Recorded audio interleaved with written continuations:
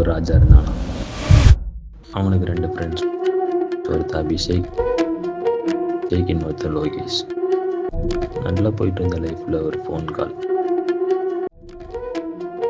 அப்புறம் ராஜாவுக்கு ஒரு நாள் கெட்ட கனவு.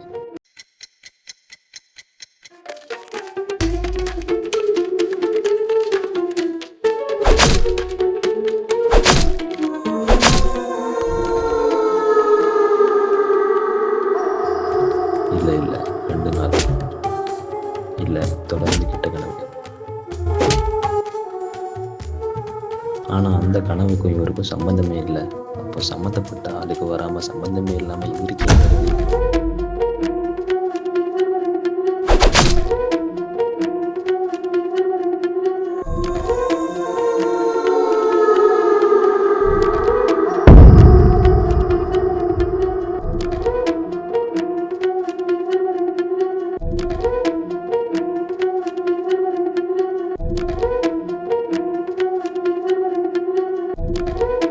அந்த கேள்வி உங்களுக்கு மட்டும் இல்லை, எனக்கும் இருக்குது.